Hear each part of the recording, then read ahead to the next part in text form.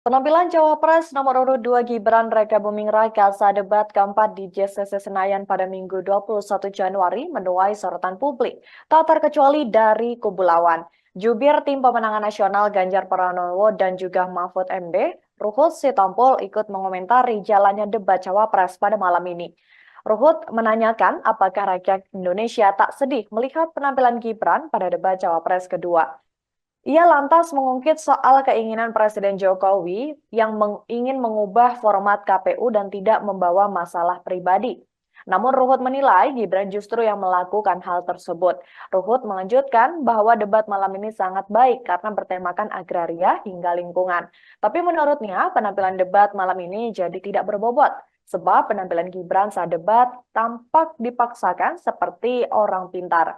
Padahal menurutnya, jawaban Gibran di debat banyak yang ngawur alias tidak benar. Diberitakan sebelumnya, calon wakil presiden nomor urut 2 Gibran Raka Buming Raka kembali menggunakan istilah asing dalam debat keempat.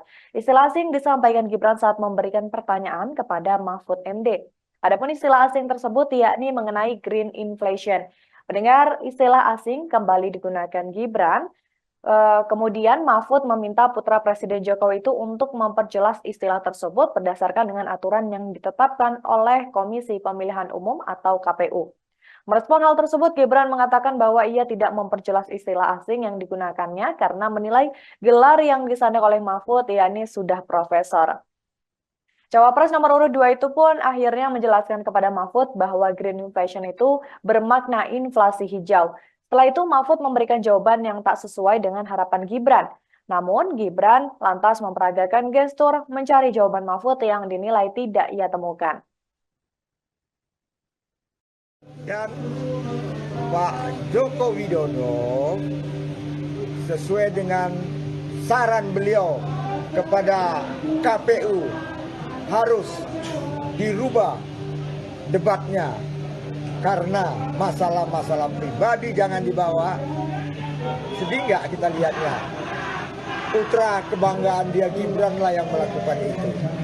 Kan ini debat sangat baik, ya, baik masalah agraria, lingkungan, ya, dan materi lainnya. Tapi jujur saja kalau kita melihat secara hati bersih, jadi nggak berbobot dengan ulahnya Gibran. Orang jujur saja belum waktunya dipaksakan seperti orang pintar, padahal kita tahu apa yang dia katakan tadi semuanya ngawur. Terima kasih, Bang.